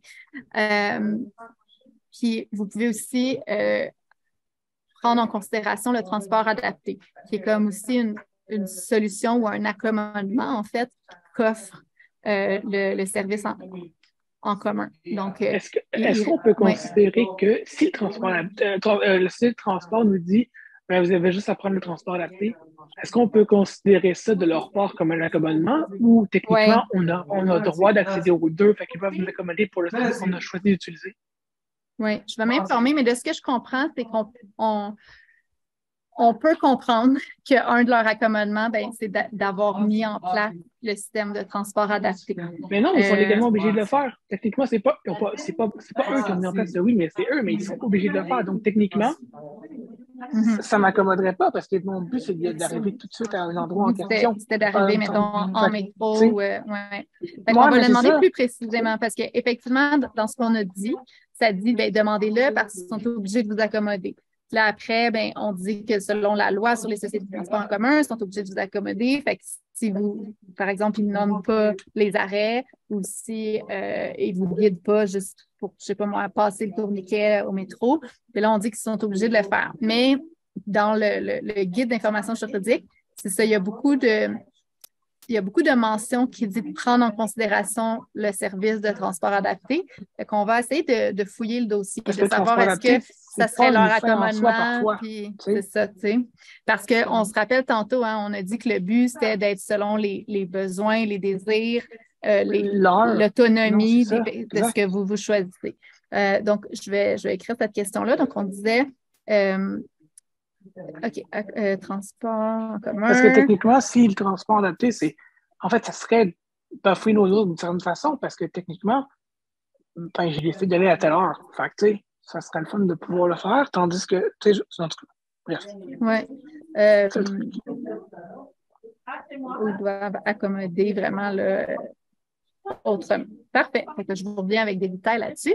Parce que moi aussi, j'ai fait ben là, tu sais, s'ils s'en sauvent tout le temps en disant qu'ils ont fait leur transport adapté, ça ne marche pas trop. Fait que je vous reviens. Puis c'est ça. Si, mettons, ils n'ont pas voulu vous accommoder, normalement, vous pouvez vous référer. Il y a des services gratuits avec la Commission des droits de la personne et de la jeunesse. Il y a aussi l'OPHQ, comme on disait, l'Office des personnes handicapées du Québec, des fois qui vont nous accompagner pour faire des plaintes ou avoir des recours. Puis il y a d'autres organismes communautaires, il y a INCA aussi. Vous pouvez aussi consulter un professionnel juridique. Fait que si vos droits y ont été lésés, puis que vous avez demandé l'accommodement, puis qu'on ne vous l'a pas offert, ben là, ce serait les recours possibles pour faire des plaintes. Il y a aussi les regroupements d'usagers de transport adapté aussi des différentes régions. Oui, c'est vrai. Oui, les regroupements des usagers. Oui, merci. La prochaine cas de figure. J'ai parfois de la difficulté à naviguer dans les stations de transport en commun et les terminaux. Qu'est-ce que je peux faire? Donc, ça ressemble un peu, mais c'est un peu plus précis. Donc, j'ai de la misère, mettons, à trouver la ligne verte du métro pour me diriger à Angrignon. Qu'est-ce que je peux faire? Spotter le premier voyant qu'on croise pour qu'il puisse nous lancer des gens. Ça, des fois, ça arrive. Oui, c'est vrai qu'on peut demander de l'aide aux autres usagers, mais si on veut faire respecter nos droits plutôt auprès de la société de transport, qu'est-ce que vous pourriez faire? En fait, vous pouvez, encore une fois, le demander parce qu'il y a certains, ce n'est pas le cas partout, mais vous pouvez demander à un responsable du service de transport en commun de votre région parce que parfois, il y en a des services qui sont disponibles pour accommoder. Par exemple, pour vous guider. Ce n'est pas nécessairement le cas partout, mais ça vaut la peine de le demander. Il y en a qui permettent de se faire accompagner par une autre personne gratuitement aussi. Donc, il y en a qui vont vous permettre d'avoir votre accompagnateur ou votre guide gratuit. Donc, demandez au moins les services qui sont disponibles. Et selon la Charte québécoise... Des fois, en montrant la carte de transport adapté. Oui, en montant dans l'autobus, la carte de transport adapté fait comme office de passe pour de preuve. Qui nous accompagne. Des fois, la carte d'INCA, dans plusieurs cas, là, j'aurais dû vous l'écrire ici, je ne l'ai pas pris, mais il y a plusieurs places que la carte d'INCA prouve qu'on a une imitation visuelle, puis prouve qu'on peut avoir un accompagnateur gratuit. Puis bien sûr, selon la Charte québécoise, vous avez le droit de vous faire accompagner par un chien guide dans vos déplacements en transport collectif. Là, ça, on ne peut pas vous refuser. Là, en tout cas, ça ne devrait pas. Ça serait illégal. Et les transports en commun, ils doivent vous accommoder raisonnablement. Puis ça, c'est dans l'article 10 de la Charte qu'on a vu au début de la formation. Il y a d'ailleurs dans la page ici là, que vous avez reçue, il y a même un exemple de jurisprudence. Donc, c'est Commission des droits de la personne du Québec contre Vitulcas qui concernait vraiment le fait qu'ils n'ont pas accommodé de façon raisonnable comme il se doit. Donc, ça peut être intéressant de la consulter ou de se la référer, d'y référer si jamais on montre une plainte, par exemple. Est-ce qu'il y a une définition du mot raisonnable? Raisonnablement, ça veut dire quoi? Est-ce qu'il y a une définition officielle? C'est flou, là.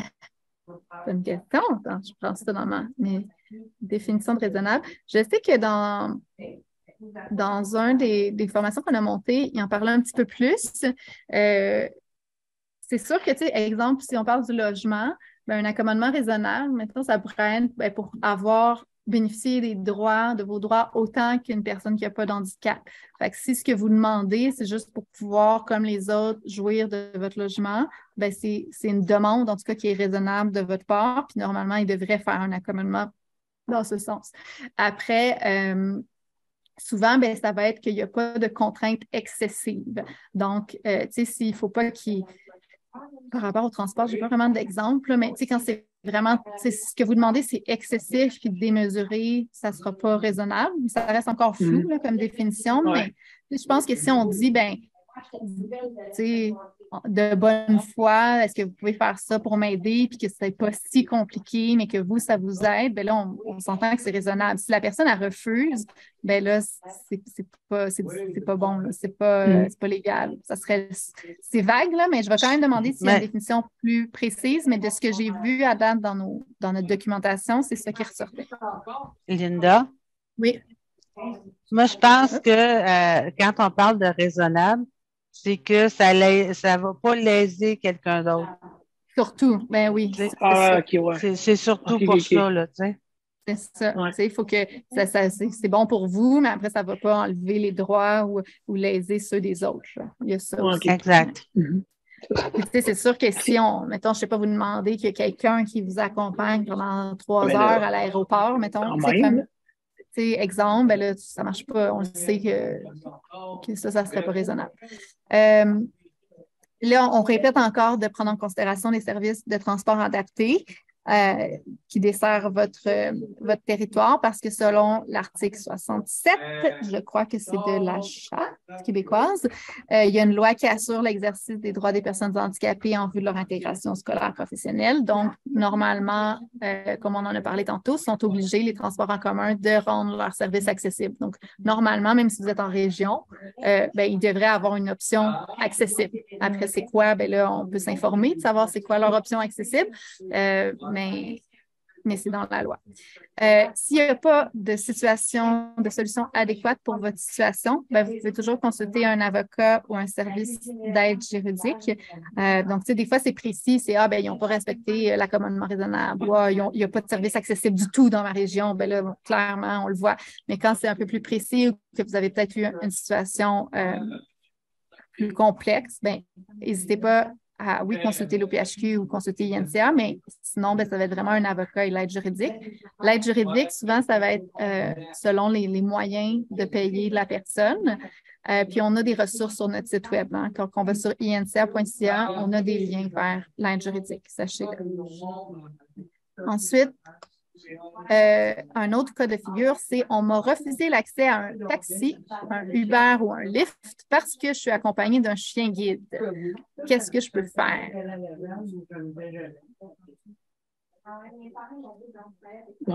Demander un certificat au chauffeur pour voir s'il est vraiment allergique ici sur son excuse. Parce qu'il semble qu'il faut qu'il y ait un rien avec lui, il me semble. C'est écrit dans le guide. Oui, c'est intéressant, pas. Ça. Mais je pense pas que c'est dans ce cas-là. Non, mais il me semble qu'il fallait un certificat. Il me semble que c'est ça que j'ai vu. Un billet du médecin, hein? Oui. Oui, c'est ça. Fait que, tu sais, leur demander une preuve si c'est une excuse, si je suis allergique, demander une preuve. Dans ce cas-là, comme ça fait partie de ses droits, là, tu sais. Oui. En effet, dans il y a quelque chose. Je sais que Uber, entre autres, là, eux, ils ont demandé à ce que leur chauffeur gagne un certificat s'ils sont vraiment allergiques aux chiens pour pouvoir le refuser. Après, je ne sais pas si vous avez vraiment, s'ils vont vous le montrer, là, ça peut-être pas. Mais je ne le verrai pas de toute façon. Il faudrait que j'en prenne une photo, je le scanne, mais Donc, ce qui est écrit ici, on va y aller.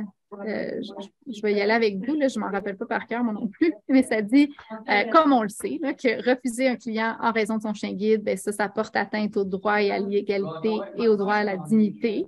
Donc, c'est dans l'article 4, 10 et 15 de la Charte québécoise des droits et libertés de la personne. Donc, ça, soyez assurés si vous avez un chien guide qui n'ont pas le droit de vous refuser, là, comme vous pouvez en être confiant. Et la Charte québécoise, elle s'applique autant aux compagnies de transport privé telles que Uber et Lyft, pas juste aux taxis. Là. Uber et toutes les autres compagnies qui offrent du transport dans ce genre-là ne peuvent pas vous refuser. Les chauffeurs sont obligés. Mais c'est vrai qu'en cas d'allergie, ce serait comme l'exemple ou la seule raison pourquoi... Je viendrais léser les droits de la personne qui conduit au final. On parle on l'a parlé tantôt. Ça, exactement. C'est pour ça que là, il y aurait le droit de refuser l'embarquement d'un chien guide parce que c'est ses droits à lui. Puis c'est dans la jurisprudence aussi, là, on a mis un lien ici. Mais par contre, il faut qu'il vous accommode. Donc, c'est là que ça, vous avez le droit de demander ça par contre. C'est qu'il ne peut pas juste s'en aller puis pas vous le dire ou dire, bon, arrange-toi avec tes troubles. Non, c'est qu'il faut qu'il trouve un accommodement. Puis, un des accommodements raisonnables, ça serait de dire, ben, je suis désolée, moi, je suis allergique aux chiens, mais je vous en appelle un autre pour pas que vous restiez là à attendre comme un tata sur le bord de la rue. Donc, ça, c'est un bon exemple d'accommodement. Puis, même chose, c'est maintenant, si on dit que le Uber, il oblige les chauffeurs à avoir un certificat médical, pas juste pour dire j'ai des allergies, puis ça finit là, puis ça me tente juste pas d'avoir de chien, là, pour que ça soit vrai. Ben eux, ils ont demandé vraiment un certificat médical. C'est pour ça que là, tantôt Linda nous disait ça peut être pratique de le mettre déjà dans notre dossier. Ben effectivement, ceux qui sont allergiques aux chiens, ben là, ce ne sera pas eux qui vont se présenter pour aller vous chercher. Ce ne sera pas une surprise. Donc, oui, ça peut être avantageux dans ce sens-là de le mettre dans notre dossier pour être sûr que le chauffeur qui nous est envoyé, ben, il n'est pas allergique aux chiens. Ça peut nous aider. Ça, c'est à vous de voir. Sinon, ben, ça se peut qu'ils viennent, qu'il y ait des allergies aux chiens, mais qu'ils vous en envoient un autre après. Il y a une décision qui a été rendue en 2008 devant le Tribunal des droits de la personne. C'était la Commission des droits de la personne versus la coopérative de taxi de Montréal. Puis, il a été statué qu'un chauffeur de taxi qui refuse de fournir son service à une personne handicapée parce qu'il y a un chien guide, c'était vraiment un acte discriminatoire et ils ont été condamnés à payer 5 000 $ de dommages. Donc ça, tu sais, si jamais ça vous arrive, sachez que dans le passé, c'est un exemple de décision qui a été rendue. Donc, effectivement, ils n'avaient pas le droit de refuser, puis ils ont dû dédommager en argent dans ce cas-ci. Si malgré tout, ben, le chauffeur il refuse votre chien guide, ben, n'hésitez pas à faire des plaintes. Vous avez le droit de faire une plainte auprès de la Commission des droits de la personne et de la jeunesse parce que ça, c'est de la discrimination. Donc, ça ne sera pas une commission au transport, au ministère du Transport qu'on va faire, c'est une plainte à la Commission des droits de la personne parce que c'est vraiment de la discrimination. Fait que je rappelle, hein, pour faire ce genre de plainte-là, il faut que ce soit dans les 2 ans. À peu près 2 ans, là, ça ne marche pas. Puis vous allez devoir prouver qu'il y a vraiment eu une distinction à votre égard en raison de votre handicap puis que ça a causé un préjudice, que ça vous a causé du tort. Donc voilà pour les chiens guides dans les taxis. Un autre sujet de discussion, ça serait est-ce qu'il y a des circonstances dans lesquelles on peut me refuser l'accès à un taxi ou à un autre véhicule public parce que j'ai un chien guide? Je pense qu'on va peut-être se répéter un peu. Regardez, est-ce que vous avez déjà, avec ce qu'on vient de dire, ce serait quoi les circonstances où on peut refuser de vous embarquer parce que vous avez un chien guide? L'allergie. Si le chauffeur est allergique. Oui, exact. Donc, comme on le disait tantôt, les chauffeurs aussi ils ont des droits, il ne faut pas l'oublier. Puis là, ça va être vraiment quand... Ça, c'est la même chose aussi pour les restaurants. Ça revient souvent avec les chiens guides, là, cette question-là. C'est de se rappeler que vous avez le droit à un accommodement raisonnable. C'est cette partie-là qu'il faut se rappeler. Puis, tant qu'il n'y a pas de contraintes excessives, comme on le disait tantôt, un peu raisonnable, c'est quand même... la définition est large. Dans le fond, je pense que j'ai dit des choses qui étaient dans ce cas de figure-là, mais pour l'autre. Mais ça se répète un peu. Après... Mais il se passe quoi dans le cas où, dans le transport adapté, parce que le taxi, ça n'arrive pas, là, parce que je mets dans le transport adapté, si on n'est pas juste, il y a la personne qui conduit, mais il y a une autre personne de plus qui est allergique. Genre, la personne qui conduit n'est pas allergique, mais l'autre, l'utilisateur du TA, est allergique. Mais il se passe quoi? Dans le fond, ça serait de trouver un accommodement raisonnable pour les deux. C'est ça. Mais il faut le savoir. Oui, ça serait. Mais ça serait autant à vous qu'à l'autre personne de dire, puis au transport adapté. Idéalement, ça serait le transport adapté qui en enverrait un autre. Ou même, probablement, je ne sais pas comment il fonctionne le transport adapté, mais j'imagine que dans le dossier, si la personne, elle l'a écrit qu'elle était allergique, puis que vous, dans votre dossier, il est marqué qu'il y a un chien, j'imagine qu'ils planifient pour ne pas vous mettre ensemble, normalement, là, parce qu'après, ils vont plutôt être obligés de réagir, de trouver une solution, puis c'est pas l'idéal. Ils sont mieux de le prévoir. Là. Mais effectivement, ça va être un accommodement. Fait que, il y en a un des deux qui va devoir attendre un autre. Mais après, vous n'avez pas plus le droit que lui ou que l'autre d'attendre. Ou pas. Les deux, idéalement, ça serait autant de comment je pourrais dire, de contraintes que l'autre. Mais après, ben, ça risque d'être celui qui est le plus fin qui va dire je vais attendre, ou peut-être qui est moins pressé. Qui va dire, je Ou vais celui qui va le moins loin. Peut-être que aussi. celui qui va le moins loin, il Ben peut oui, aller le parce que reconduire, venir chercher l'autre après. Ou... Ben oui, parce que le transport adapté, lui aussi, il est mêlé dans cette histoire d'accommodement raisonnable-là. Fait que, tu sais, si le transport adapté, effectivement, il dit, ben, je vais porter le premier, après je reviens. Tu sais, effectivement. Donc, ça, c'est la bonne foi de tout le monde qui joue, mais c'est sur les droits. Donc, n'hésitez pas à défendre du fait que vous avez le droit, pas qu'ils vous laissent là, puis que vous vous arrangez de votre bord. Est-ce que, je veux juste voir qu'est-ce qu'il y a après. Je vais faire une pause, dans le fond, pour la période de questions et commentaires. Puis après, ben, je vais vous donner quelques ressources avant de terminer la présentation. On va commencer. Et là, on est un petit peu plus dans le côté des ressources. Dans le fond, je vous dirais, c'est ça le message qu'on veut que vous reteniez un peu là, avec les formations, c'est que lorsque vos droits ne sont pas respectés, ben, n'hésitez pas à les défendre. J'espère que cette formation-là, elle va quand même vous aider à les faire respecter en lien avec le transport. Je vous le répète, je pense que vous êtes les mieux placés pour vous défendre, pour faire de la sensibilisation. N'hésitez pas à réutiliser ou à refouiller dans les guides d'information juridique pour dire, bon, ben moi, là, je vais sortir telle loi sur la discrimination quand on me refuse quelque chose. Pour avoir plus d'assurance, plus de confiance. Utilisez aussi les outils qu'on vous a donnés dans votre trousse, c'est là pour ça. Puis, encore une fois, INCA est là pour vous. Donc, idéalement, la formation aujourd'hui, elle aurait été offerte par notre chef du programme Défense des droits qui est un petit peu plus calé que moi en droit. Hein. Elle a étudié son barreau et tout. Mais sachez qu'il est possible au cours des prochains mois, ça va être possible, si vous voulez, là, de la contacter puis qu'elle puisse vous aider. Là, moi, je vais essayer d'avoir le plus possible les réponses aux questions que vous m'avez posées aujourd'hui. Puis, je répète encore une fois le site Internet, inca.ca/fr/droit devant, DROITSDEVANT. C'est vraiment là où il y a toutes les guides d'information juridique et les vidéos de sensibilisation aussi. Vas-y pour ta question, Louis. Oui, au niveau, si par exemple on est dans un tribunal qui est provincial ou municipal, je ne sais pas trop, peut-être les sociétés de transport, je ne sais pas si c'est au municipal, disons que c'est une MRC par exemple, puis qu'on veut faire référence à une loi qui est provinciale, fédérale ou internationale, ça marche-tu? Ou inversement, si on est au fédéral, au tribunal fédéral, ou international dans le pire des cas, et qu'on veut faire ou provincial, puis on va faire appliquer une loi qui est municipale, qui est liée aux personnes handicapées, je ne sais pas, disons Montréal, par exemple, il y en a une, ou n'importe où. Est-ce que, comment ça marche? Est-ce qu'on peut faire référence à des lois qui ne sont pas dans le range, pas le range, mais en tout cas, Ouais. Je vais te revenir avec une réponse précise, mais ce que je comprends, c'est que, tu sais, tantôt, on me disait, ben si c'est quelque chose qui me protège dans la Charte des droits et des libertés pour la discrimination, ben dans ce cas-là, on s'adresse puis on fait une plainte au... oui, ça, je comprends, mais si, par exemple, il y a différentes lois qui... Genre, la situation implique différentes lois de différents niveaux de gouvernement. Mais c'est ça, je pense que selon... Possible, pour te rajouter des...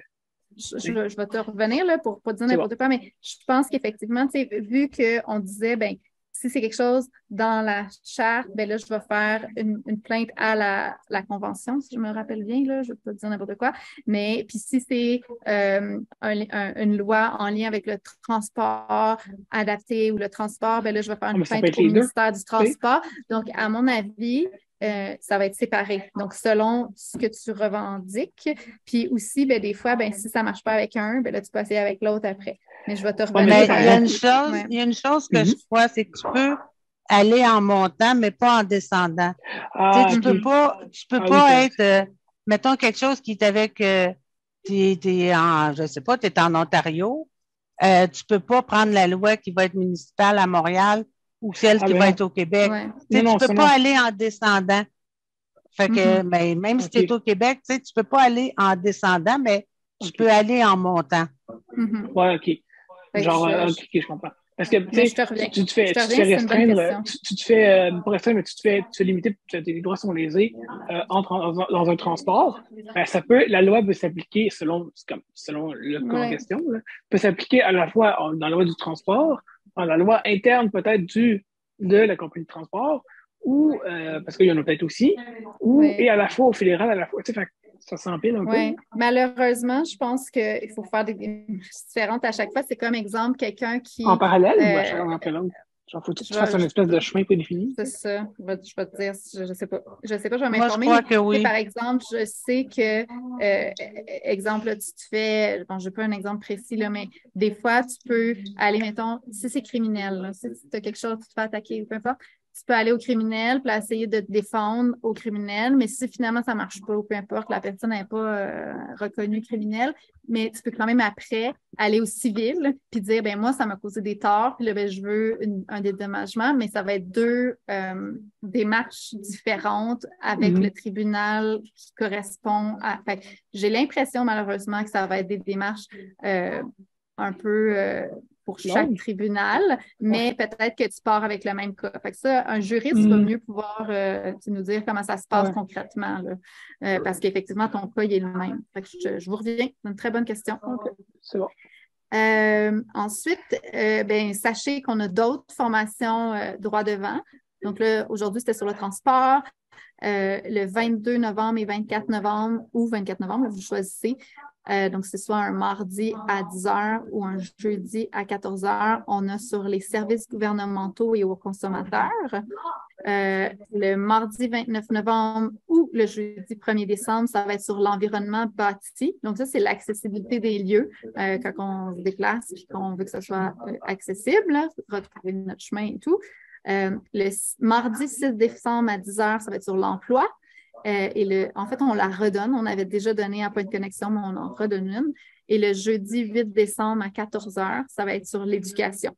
Donc, n'hésitez pas, si ça vous intéresse aujourd'hui, à vous réinscrire. Puis, comme je vous disais, oui, ça nous donne plus de lois, plus d'informations, des fois c'est mélangeant, mais en même temps, il y a des choses qui se répètent, puis à un moment donné, on finit par s'en rappeler mieux aussi, surtout pour les recours généraux, de faire « Ah oui, c'est ça les recours ».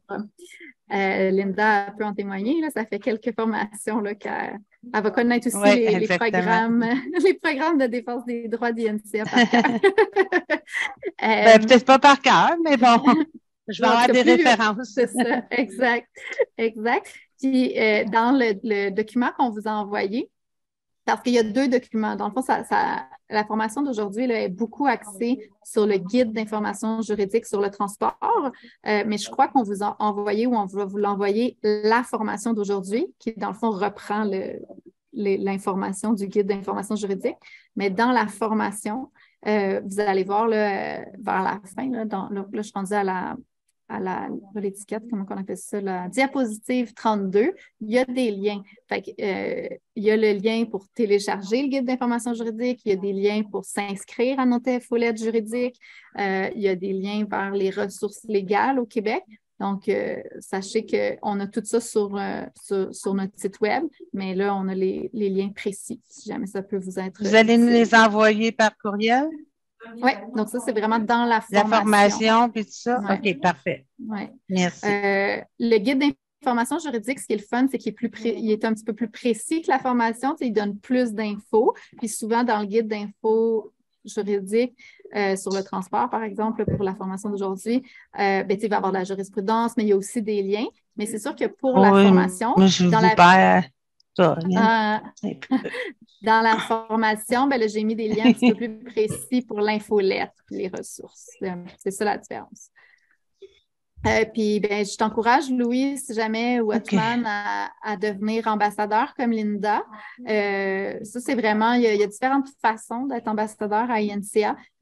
Donc, c'est sûr que ça promouvoit les services ou les initiatives de défense des droits d'INCA.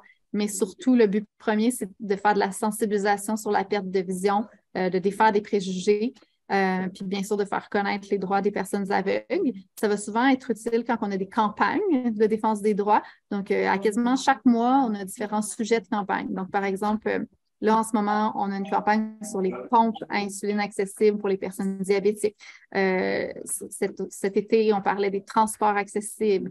Quand on a des élections, on fait des campagnes sur les élections accessibles. Donc, il y a plusieurs sujets au cours de l'année qui viennent. Donc, ce qu'on vous demande souvent, nous, dans les campagnes, on a des messages clés avec des revendications ou des messages quand même clairs qui peuvent vous aider si vous faites une entrevue ou si vous allez rencontrer un député ou peu importe. Mais ce qu'on vous demande souvent en tant qu'ambassadeur, à la base, c'est de partager votre histoire. Fait que ça, souvent, c'est moins stressant aussi. Vous le savez, vous, c'est quoi les défis que vous rencontrez dans votre vie. Des fois, ça peut être des exemples sinon que vous avez entendus de collègues ou de gens qui vivent avec une limitation visuelle autour de vous. Mais c'est toujours ça aussi qui sensibilise le mieux. On a beau parler des lois ou des messages clés, là, souvent, c'est le témoignage qui est le plus utile en tant qu'ambassadeur. Mais sachez qu'on vous utilise. Mais en même temps, est-ce que vous m'entendez bien? Oui, on t'entend bien. OK, parce que moi, j'ai de la misère, ça coupe, là, mais c'est aussi en même temps au niveau du groupe d'ambassadeurs, on se fait... oui, on en parle tout le temps à gauche, à droite, mais on se fait donner des tâches spécifiques aussi. C'est quand il y a quelque chose, on nous appelle puis on dit, regarde, là, on a besoin de quelqu'un pour faire telle affaire. Fait que t'es pas laissé à toi-même non plus. Oui, c'est ça. Okay. Donc, tu sais, les deux sont possibles. Tu sais, ça peut être, moi, j'ai le goût dans ma région, j'ai le goût d'aller sensibiliser telle école, puis on peut t'encourager à y aller, puis on va être derrière toi. Mais souvent, vu qu'on a des campagnes quand même souvent, ça peut être ça si les gens sont intéressés, puis ça, c'est pas obligatoire parce qu'on est ambassadeur, mais exemple, quand on a une campagne puis qu'on a une entrevue média, souvent, on peut vous le demander. Hey, est-ce que ça te tente de parler de ton histoire puis des messages clés de la campagne à l'entrevue radio, par exemple? Sinon, des fois, ça peut être, on fait une rencontre avec un député ou sinon, toi, dans ta région, ça te tente-tu d'aller dans ta région puis on va te donner, on va t'outiller puis tu vas pouvoir parler de l'importance de l'accessibilité des transports. Des fois, on a souvent aussi des modèles de lettres, fait que ça peut être, vous ne partez pas de zéro. Donc, ça ressemble un peu à ça, puis ça va toujours être selon, si ce mois-là ou cette journée-là, vous n'êtes pas intéressé ou pas disponible, il n'y a pas de problème. Puis notre but, c'est d'essayer de vous outiller le plus possible pour que vous soyez à l'aise, soit avec les messages ou soit pour parler pour témoigner. Donc, on va essayer de monter tranquillement le programme d'ambassadeur au cours de l'année aussi pour que vous appreniez des choses aussi sur comment parler en public, par exemple, ou comment notre but, c'est que ça soit épanouissant pour vous, mais c'est sûr que vous allez aider les droits des personnes aveugles parce que souvent, c'est de la sensibilisation. Donc, si ça vous intéresse, n'hésitez pas à nous donner votre nom. Dans le lien, dans la formation, il y a aussi un lien là, pour remplir un formulaire en ligne, mais sinon, que ce soit moi ou Véronique là, à qui vous êtes en contact pour la formation, n'hésitez pas à dire votre intérêt. Puis ça ne vous engage à rien. Là. Ça ne veut pas dire qu'après, vous allez être obligé de tout faire. Là. Au contraire, c'est juste qu'on sait que vous avez un intérêt, puis vous pouvez, oui ou non, être intéressé par des Est-ce qu'on peut devenir ambassadeur en tant que nous-mêmes ou en tant qu'organisme ou en tant que leader? Comment ça marche? Nous, c'est ambassadeur d'INCA. Fait que souvent, on vous encourage à utiliser nos messages, mais à parler de votre histoire personnelle aussi. Mais je veux dire, est-ce qu'un organisme peut être ambassadeur ou c'est une personne? C'est une personne.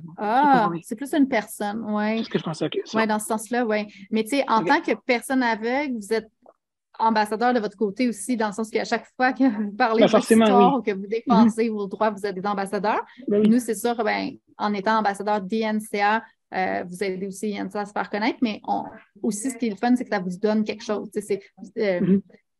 Ça vous donne aussi des phrases ou des messages clés de quoi défendre. Après, vous n'êtes pas tout le temps obligé. Donc, quand vous parlez au nom des NCA, là, c'est sûr que vous devez suivre ces messages-là. Après, si, exemple, il y a une campagne de vous n'êtes pas d'accord, puis celle-là, vous êtes juste à pas participer. C'est pas, après, ça va avoir votre propre opinion aussi. Là. Mais quand vous êtes ambassadeur d'INCA, vous nous représentez. Donc là, c'est sûr qu'on suit un peu. Mais c'est ça. Puis normalement, c'est comme tu disais, on peut... on va avoir, moi je ne les ai pas eu encore, mais on va avoir des formations sur certaines choses, justement sur comment se présenter ou tout ça. Fait que moi, comme je dis, là, je n'ai pas encore eu ça parce que c'est récent, mais bientôt ça va venir. Là. Ben oui, ça va être très intéressant. C'est le fun aussi. Ben oui, même pour nous-mêmes, de savoir mieux comment se présenter, c'est toujours bien. Comment parler aux médias, c'est toujours pratique aussi. C'est pratique pour en tant qu'ambassadeur d'INSEA, mais après, dans notre travail, ça peut être utile aussi. Je vous invite vraiment à vous inscrire si ce n'est pas déjà fait à nos infolettes. Donc, vous pouvez aller sur notre site web. En bas de la page, notre bulletin électronique, puis vous allez pouvoir choisir ce qui vous intéresse, les technos, la défense des droits, peu importe. Donc, ça, c'est la meilleure façon d'être au courant de ce qu'on fait à INCA. Vous pouvez nous suivre sur Facebook aussi. Puis, on est toujours rejoignable par téléphone ou par courriel. Donc, le téléphone, c'est 1-800-465-4622. 1-800-465-4622. Par courriel, pour droit devant, c'est droit DROITS devant DEVANT à commercial-INCA.ca. Puis ça va toujours nous faire plaisir là, de vous accompagner, de vous aider dans votre défense des droits. On est aussi, si jamais ça vous intéresse, on est sur Twitter, on est sur YouTube, on est sur LinkedIn, on est sur Instagram. Donc, n'hésitez pas à chercher INCA pour nous suivre. Puis si jamais vous parlez de droit devant, vous pouvez utiliser le hashtag droit devant, ça va nous faire plaisir. Vous pouvez dire si vous avez aimé votre formation. Si vous n'avez pas aimé ça, dites-le pas. Non, vous pouvez le dire à moi, mais dites-le pas sur les médias sociaux. Donc, voilà, j'espère qu'ensemble, on va réussir à faire respecter là, les droits des personnes aveugles. Un gros merci pour votre présence aujourd'hui.